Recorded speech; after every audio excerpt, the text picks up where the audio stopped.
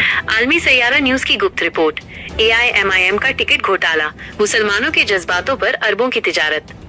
पटना, लखनऊ, इरशाद बेग की exclusive report. AIMIM all India Majlis Ittehadul Muslimeen के भीतर टिकट वितरण को लेकर बिहार और उत्तर प्रदेश में जो सियासी आग लगी है, उस पर आलमी सैयारा न्यूज की गुप्त रिपोर्ट एक और बड़ा खुलासा कर रही है। ये महज कुछ टिकटों का विवाद नहीं, बल्कि मुसलमानों के नाम पर सियासी ब्लैकमेलिंग और अरबों की तिजारत का एक संगठित मॉडल है, जिसकी कमान सीधे प्रदेश अध्यक्ष अख्तरुल ईमान और राष्ट्रीय अध्यक्ष असदुद्दीन ओवैसी के हाथ में है। बिहार, अख्तरुल ईमान पर ईमान खोने का आरोप। बिहार में जहां चुनाव हो रहे हैं, प्रदेश अध्यक्ष अख्तरुल ईमान के फैसलों ने पार्टी के जमीनी आधार को हिलाकर रख दिया है। मौलाना सालिम साहब और कई अन्य मेहनती कार्यकर्ताओं के टिकट जिस निर्ममता से काटे गए, वो केवल नेतृत्व की मनमानी नहीं, बल्कि एक सुनियोजित चाल है। 1. वफादारी की कीमत, आंसू और दर्द। आलमी सैयारा न्यूज को मिली जानकारी के अनुसार टिकट कटने से आहत कई कार्यकर्ता रात दिन रो रहे हैं। उनका दर्द इस बात का सबूत है कि पार्टी ने उनकी वफादारी की कोई कीमत नहीं समझी, बल्कि उन्हें एक इस्तेमाल किए गए टिश्यू पेपर की तरह फेंक दिया। 2. दब का कारोबार। कार्यकर्ताओं का साफ कहना है कि ओवैसी और ईमान साहब मुसलमानों के दब, रसूख शक्ति को चुनाव में बेच रहे हैं। इसका मतलब है कि समुदाय की एकता और भावना का उपयोग केवल अपनी सियासी दुकान चलाने और गैर जरूरी लोगों को मोटी रकम लेकर टिकट बेचने में किया जा रहा है। Uttar Pradesh, cash for ticket का काला इतिहास।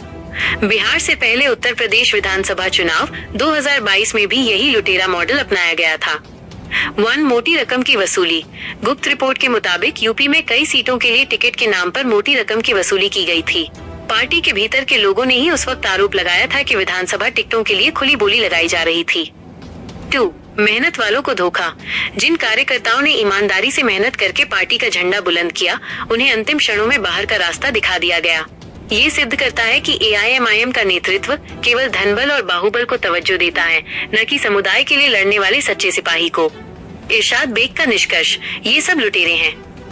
आलमी सैयारा न्यूज की गुप्त रिपोर्ट और जमीनी हकीकत का आकलन करने के बाद ये निष्कर्ष निकलता है कि लुटेरों का गिरोह, AIMIM का शीर्ष नेतृत्व उन लुटेरों की तरह काम कर रहा है जो मुसलमानों को भावनात्मक और धार्मिक मुद्दों पर गुमराह करके उनके जज्बात का दोहन करते हैं और फिर टिकट बेचकर अपनी तिजोरियां भरते हैं। पाकिस्तान की आशंका। कार्यकर्ताओं का ये डर बेबुनियाद नहीं है कि यदि ये लुटेरे अपने सियासी मकसद में कामयाब हो गए, तो वही हाल होगा जो पाकिस्तान में एक मुसलमान दूसरे मुसलमान के साथ करता है, यानी सत्ता और प्रभाव के लिए अपने ही समुदाय के लोगों को कुचलना, धोखा देना और उनका हक छीनना। ये नेता केवल अपनी सत्ता की भूख मिटाना चाहते हैं, इन्हें समुदाय के भविष्य की कोई फिक्र नहीं है। अख्तरुल ईमान और असदुद्दीन ओवैसी को ये समझना होगा कि ये सैयारा अब उनकी दोहरी चालों को उजागर कर रहा है और मुसलमान अब उनके इस टिकट घोटाले की हकीकत को समझ चुके हैं।